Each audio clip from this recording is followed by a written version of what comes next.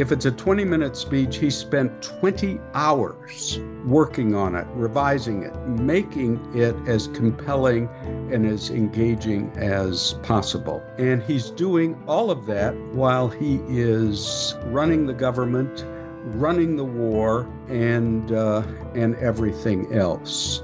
He is someone that I think would epitomize leadership, and it's something we are sorely lacking today. This is CBS Eye on the World. I'm John Batchelor. It is Christmas Eve, 1941.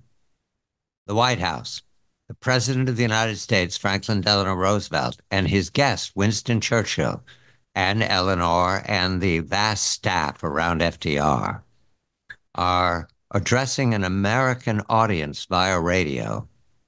The president's voice is to bring comfort, but also to introduce again and again to the American people that we're at war. The attack December 7th is a shock to a nation that's been watching the war in Europe and the war in Asia for many years. Now we're plunged into it. There are photographs of this event, and there's one in the new book, Mr. Churchill in the White House, The Untold Story of a Prime Minister and Two Presidents, by Professor Robert Schmuhl.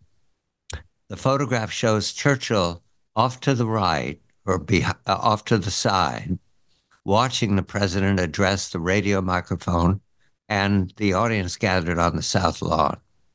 Churchill's face is not smiling, not frowning. It's barely lit because they're outside, and you get the feeling it's a little chilly. Why Churchill's there and what he accomplishes in his visits to the White House, to FDR's White House over these next years, is a fascination that the professor introduces to all of the anecdotes about the Second War.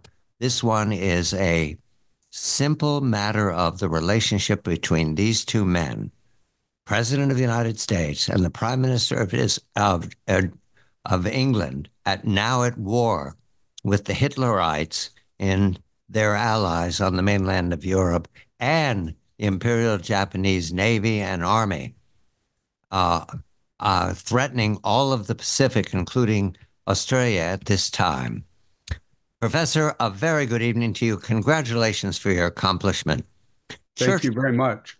Churchill's presence at the White House, why was he there, given what has happened to his people? How did he leave London to come to Washington at this low point? Good evening. He desperately wanted to come to America because for a number of years, he had been trying to get the United States more involved in the Second World War. And immediately after the attack on Pearl Harbor, he made the decision that he would go to meet with Franklin Roosevelt in the White House in later December of 1941. He said that he'd be gone for about a week. As it turned out, he arrived on December the 22nd of 1941 and didn't leave until January the 14th of 1942. He was there to ensure that America would join him in saying that there was a Germany first war policy and strategy. Even though the United States had been attacked by the Japanese, he wanted to make sure that the country that had bedeviled him really since he had become prime minister, that they would be the enemy that would be pursued by the United States and by the British forces. And it was really a time when Churchill was important to Roosevelt because Roosevelt, up until that time, had been so focused on domestic policy, on recovering from the Depression. He had to become Dr. Win the War. And it was Winston Churchill, through that first visit and then the subsequent ones, that he turned into a military strategist and really directed the American military forces. Your book is a wonder of dramatic moments. And the ones that most captivate me reading again and again all take place in one place in the White House, the Rose Bedroom, it's called at the time. Churchill took a look at it, said, I'm camping here. It's a great big four-poster bed. And he spends his days in bed with a cigar in his hand, dictating endless memos to his secretaries. And now and again, he'll get up and go to meetings with the president for lunch or for dinner and stay up very late at night.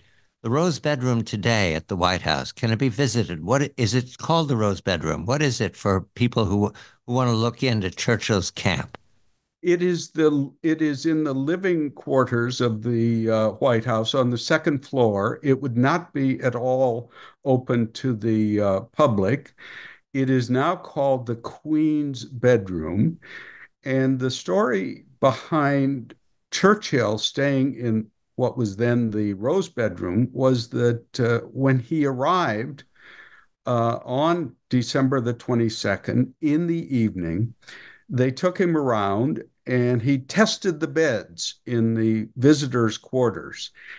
And Eleanor Roosevelt, and we can get into her uh, involvement in his visits, but Eleanor was sure that he would take the Lincoln bedroom, but he didn't like the bed there, too hard. So he ends up at the Rose bedroom and he camps there, as you say, and he comes back a number of times during Franklin Roosevelt's presidency. And then when he returns in the 1950s, where does Dwight Eisenhower assign him to live? Winston, you're going to stay in the same room where I met you uh, back in the 1940s. And so that's the only room in the White House where he stayed during his many visits. Let's go right to that meeting because Eisenhower is a brigadier general at the time, and he's accompanying Henry Stimson, the Secretary of War, who served several presidents, Republican and Democrat. He's a Republican, part of the cabinet of FDR. They come to Churchill in the Rose Bedroom, and you're very keen to highlight that because later on Eisenhower will be leading torch the invasion of North Africa and then leading Overlord, the invasion of Northeast France. Does Eisenhower have a memory of how Churchill treated him? Because your book says that Churchill doesn't remember that first meeting. What does Eisenhower say about it, Professor? He said that he just mentions it briefly that it was the room where they originally met. And at the time, Dwight Eisenhower was a general who was very involved in planning.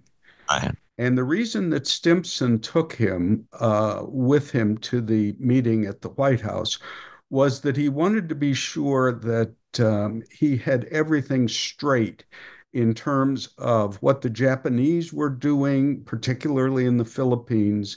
And remember, Eisenhower had served in the Philippines. He had knowledge of that theater.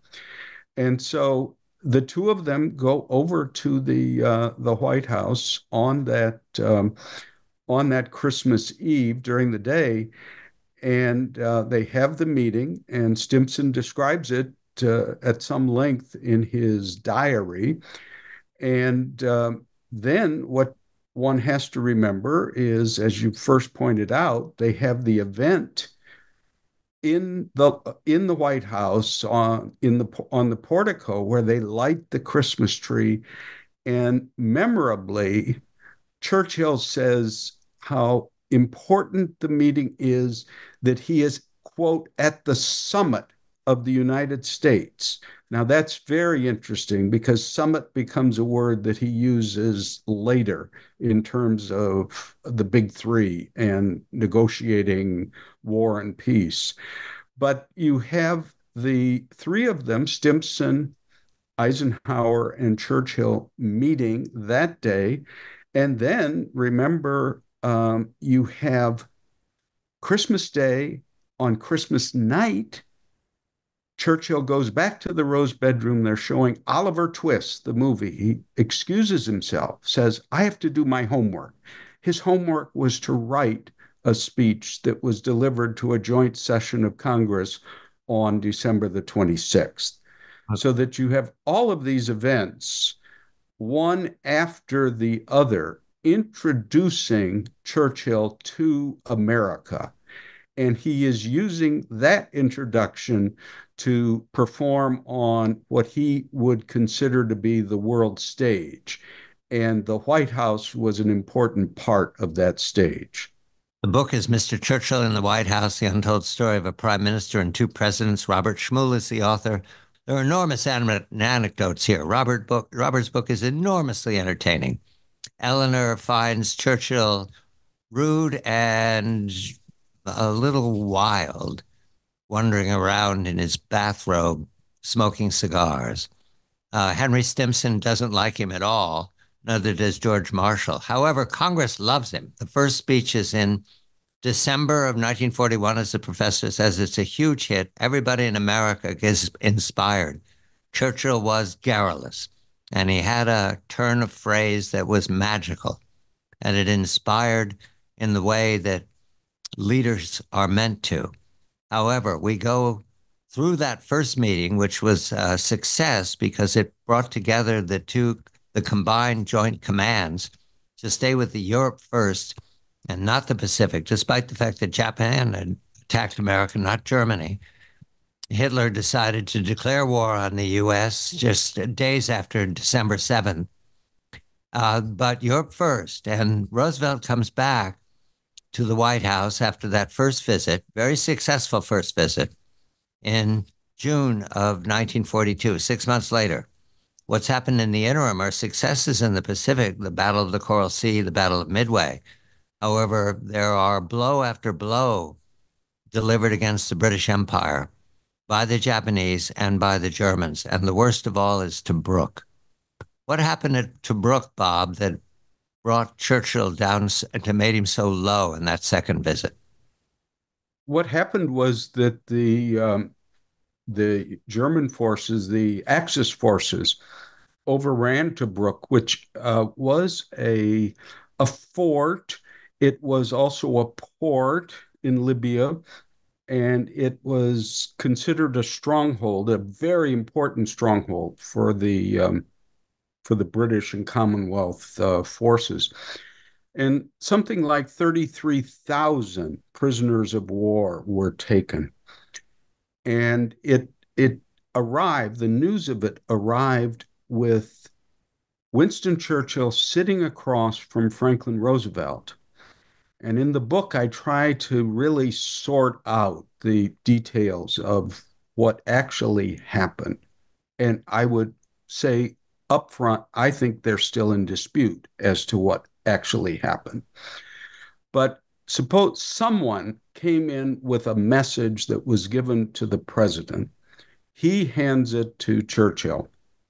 And Churchill says, get confirmation of this before we do anything. Well, confirmation arrives that Tobruk has fallen.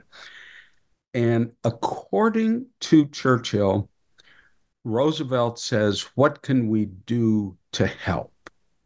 It's a very moving scene. One of the more moving ones of the entire Second World War, I would argue. But what makes it curious to me is that Eleanor Roosevelt sees Winston Churchill shortly after the meeting where they learn that Tobruk has fallen. And Churchill says to Eleanor, what do we do now? I think that's important for this reason. Roosevelt has offered his help. Why would he say to the First Lady, what do we do now, if the president has already offered his help? And again, the details are very much in dispute about all this. What you say, and what is absolutely true, is that it was one of the lowest points for Winston Churchill during the Second World War. He is on American soil. He is in the White House when that news arrives. And the shock over in Great Britain was so great that people said he should come back immediately. And yet he stayed throughout pretty much an entire week of meeting with Roosevelt, meeting with their military advisors. It is the only time during the Second World War when Churchill flew both ways, over and back. And I think it's a sign of that he was trying to save as much time as possible to work on the war at home. But it's a terribly important sort of pivot point of the war and also of the relationship between Churchill and Roosevelt. Which is changing all the time. This second visit allows Churchill and Roosevelt time enough to go to Hyde Park in Dutchess County, New York, Roosevelt's childhood home, Springwood, and where Roosevelt can relax. At this point, we need to concentrate on Roosevelt because there are many opinions around him. Churchill is 7 or 8 years older, but he treats Roosevelt as the prize of the class, the leader of the world that he must make amends with, no matter the disagreement. And there's ferocious disagreement. So I'll ask this question, Robert. Did Roosevelt regard Churchill's friendship as sincere, or did he see it as self-interested? I think he is one of the people, and there would be others in politics We have a who minute, Professor, 1 minute. who is always friendly, but I'm not sure how many friends uh, Franklin Roosevelt actually had. And in the book, I try to point out that yes, they got along. Both of them were raconteurs, and there are a number of parallels between the two. But over time, I would argue that Roosevelt's opinion begins to change, and he looks for other people with whom he can be friendly. And one of those people is Joseph Stalin. The book is Mr. Churchill in the White House, the untold story of a prime minister and two presidents, the two presidents being President Roosevelt, who leaves us in 1945, and President Eisenhower, who's elected in 1952, takes office in 53. Harry Truman is also someone that Mr. Churchill has a relationship with, but he doesn't stay in the White House because it's being rebuilt at that time of Mr. Truman's sovereignty. However, we go to May of 43, Mr. Churchill's second visit to FDR at the White House, in which he makes an important speech to Congress, his second speech to Congress, and he has good news to impart. Again, though, there's a question of the relationship because Mr. Churchill, Winston Churchill, the prime minister, is most anxious about the plans for a second front. Stalin is demanding a second front, meaning on the mainland of Europe, to draw off the might of the Wehrmacht pressing his forces in Russia. And Churchill, having been very much damaged, his reputation, his future, by his recklessness at Gallipoli in the First War, and also the Dieppe raid in November of 42, which led to catastrophe for a Canadian division that tested the Atlantic Wall, the nascent Atlantic Wall in northeastern France. What we have here is Churchill saying, no, no, no, stay in the Mediterranean, come under the soft belly of the Hitlerites. And the Americans, led by George Marshall and Henry Stimson, say, second front now. And that is the tension in the room always when they meet. Professor, did the president choose between Mr. Churchill and George Marshall and Henry Stimson? Did he let them fight it out among themselves? Roosevelt was very careful in all of his dealings with people. He was very calculating, is better than careful. And as you suggest, the the drive to have a second front was very, very strong. And Roosevelt allied himself with that thinking. Churchill, on the other hand, just did not want to contemplate it at that point. And so he is delaying. There is great tension between him and Henry Stimson, the Secretary of War. And Stimson keeps saying that they would make plans, and then that little man from London would come and wreck the plans that had been made. So that you have Roosevelt in this situation where he is trying to keep Churchill happy. He's also trying to keep some order within the strategists of the war for the Americans. And Churchill decides that he will again speak to Congress. And what we have to remember, and it's fascinating to me, is that Winston Churchill wrote every bit of the speeches that he delivered when he was in the U.S. He wrote the speech for the lighting of the Christmas tree. He wrote the first speech to the Congress in December of 41. So he's back writing this speech for May of 43, where he tries to sort of go down the middle. There had been a number of people who were suggesting that they ought to emphasize the war in the Pacific even more strongly, and he is trying to get by that and phrase it in such a way that he tries to mollify them. But more than anything, he is trying to establish his own thinking with the Americans.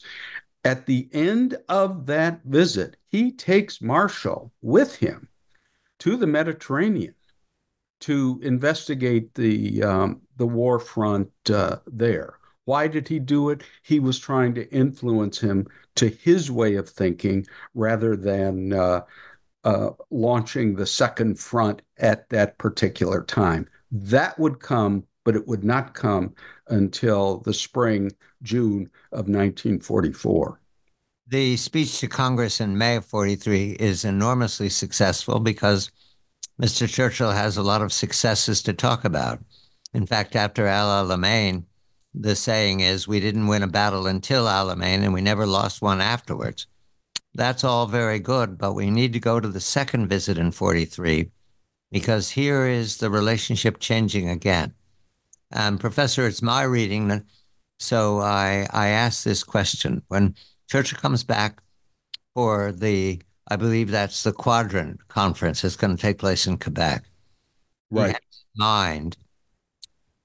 He has in mind a uniting of the British Empire with the Americans, uniting in some fashion. He never comes up with one term of it. And I believe Mr. Roosevelt, the president, is aware of this idea. English language come together. It's an early piece of the thinking that becomes the Commonwealth when the British Empire converts itself from an empire to what they call Commonwealth today, with one king for many constituencies, including then was the Dominion of Canada. Now it's the Republic of Canada. All right, Churchill comes back and they go to Quebec, they go to Hyde Park. But Churchill makes a speech, as you just emphasized, written by himself to Harvard University. He knows it's going to be broadcast. He knows people are going to pore over it. And you provide it in your appendix. I've listened to that speech read by audible.com. It's convincing and moving, but it's a lobbying speech, Bob. He's pushing his idea. How did Roosevelt hear that? Was he ignoring it? Did he entertain it? Or did he humor Churchill? Because he was always thinking about the future. You emphasize that. it's a very interesting story, and the phrase that I would focus on that Churchill himself used in the speech, he sought, quote, common citizenship for the peoples of the United States and of the United Kingdom. Now, just imagine that for a moment, that all of us on this side of the Atlantic, on the other side of the Atlantic in the United Kingdom, that we would all be together. Talks about joint voting, things of that nature. It is at the beginning of his thinking about the special relationship, the fraternal association, as he also called it, between the U.S. and the U.K. You bring up Roosevelt. According to people around Roosevelt, Churchill, discussed what he would say at Harvard. He went to Harvard largely because he did it that Roosevelt, an alumnus of Harvard, wanted him to do it. Okay, he's going at the urging of FDR. He talks about the speech that he's going to deliver. He mentions the common citizenship, and Roosevelt doesn't wave him off that. So he articulates that. Later, one of Churchill's secretaries said that if Churchill would have continued in office past 1945 and had Roosevelt lived during his fourth term, that the two of them would have worked together to see that that common citizenship was attained. I'm not sure that I agree with that, but that's what someone with a good deal more knowledge, close knowledge to mine, had said. What was remarkable to me was the standing of Winston Churchill at that time. In the early fall of 43, he is almost walking on water. A candidate for the Senate in Illinois says that all would be well in the world if Winston Churchill was the presidential candidate of the Democratic and the Republican Party in the election of 1944. Then we would have a true leader. That is his standing in America. As you suggest, though, it begins to change later that very year. 1944, we need to mention it, Bob, because the prime minister is again sending invitation after invitation to the president to visit London, to come over. And Roosevelt does not. There are reasons for it, of course. There's the Italian campaign, capture of Rome in June of 44. There's Overlord itself, and the grind, that Battle of Normandy that lasts until Paris is liberated in August. And then there are catastrophes as the American army takes huge casualties all the way to the end of the war. And Roosevelt does not go to London. Do we know why? Was it purposeful not to go? We have a couple of minutes. I read it as he always was interested in having Churchill be the visitor, and Churchill wanted him desperately to come. He had reserved this special apartment for him, and they kept it reserved for months, if not years. And let's face it, Roosevelt went to Tehran, he goes to Casablanca, he goes to Yalta. You'd think he might be able to stop in Great Britain at some point, and yet he doesn't. At the end of 43, they had the Big Three meeting, the first one between Churchill, Roosevelt, and Joseph Stalin. At that meeting, the way I read it, Roosevelt begins to see the potential power of the Soviet Union, and he sees it as being, from his perspective, more important than what the United Kingdom had to offer. And he begins to play with Stalin in a way similar to his early meetings with Churchill. He even goes so far as to make fun of Churchill in Stalin's midst in order to ingratiate himself with the Soviet leader. The book is Mr. Churchill in the White House, but we go now to a scene that I'm attracted to more than any other. It's Roosevelt gone. The memory is gone. And so when Churchill comes to the White House, again, Eisenhower is the president. This is after Churchill returns to be prime minister for the second time in 52. And the first time he was defeated in 45. And Robert Attlee, a modest man who has much to be modest about, the quote from Churchill we have through the ages. He comes to Eisenhower, who's now the leader of the free world. And the two do not, to my reading, hit it off.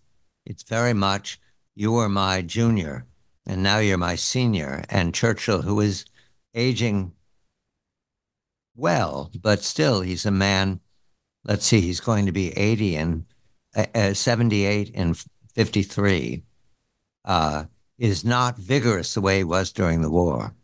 And they visit several times. They have some sharp words in the second visit, I believe, in 55. And then Churchill leaves the premiership. And in 59, he insists on going back to Commons. But there's a visit in between that is very sentimental. It's a visit during the time that Eisenhower can take Churchill out of Washington and take him to his home in Gettysburg. Robert, it's a compelling scene. What did Eisenhower want to accomplish by taking Roosevelt to Gettysburg? He knew that Roosevelt had memorized the Battle of Gettysburg. What was he doing? Showing off his house? How did he think about it?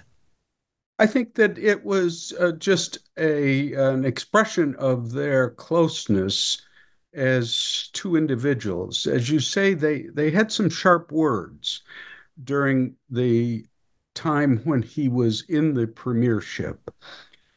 Yet I would point out that in 1954, when Churchill comes to visit Eisenhower, that not long after that visit, Eisenhower wrote a letter to a close friend of his and said that Churchill was far and away the most remarkable figure that he had uh, ever met, ever dealt with, and he lists why that is so.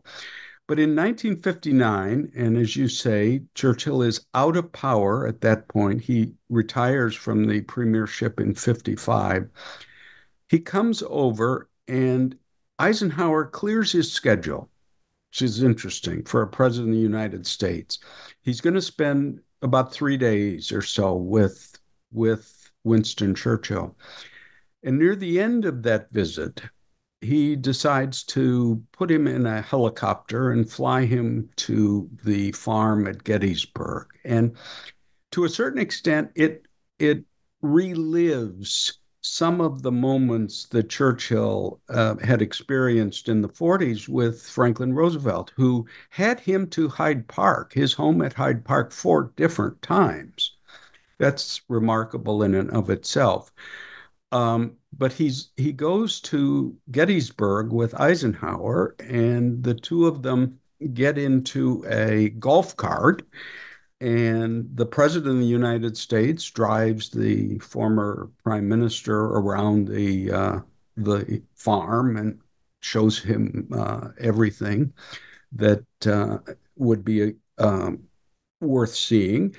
And then, as they're flying in that helicopter, there is Winston Churchill pointing out to the former Supreme Allied Commander where certain battles of the American Civil War took place and their importance and all of that. A human scene, I would argue, an interesting scene, Eisenhower's secretary, after the visit, wrote down in a journal that the President of the United States treated the former Prime Minister of Great Britain as a son would an aging father. And I think the closeness of the two men is on display at that moment. And let's not forget that at the state funeral of Winston Churchill in 1965, Dwight Eisenhower was the only American to speak. The appendix that you provide, the speech in Congress in 41, the speech in Congress in 43, the Harvard speech, you provide all three.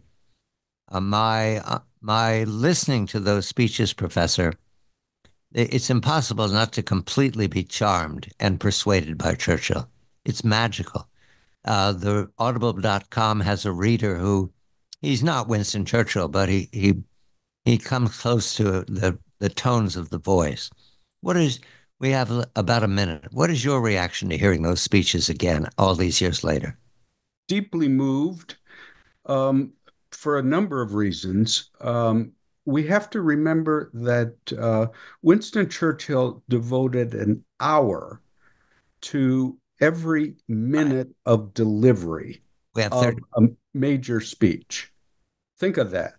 If it's a 20-minute speech, he spent 20 hours working on it, revising it, making it as compelling and as engaging as possible. And he's doing all of that while he is running the government, running the war, and everything else. He is someone that I think would epitomize leadership, and it's something we are sorely lacking today. Robert Schmuhl, Professor Robert Schmuhl, Mr. Churchill in the White House, The Untold Story of a Prime Minister and Two Presidents. I'm John Batchelor.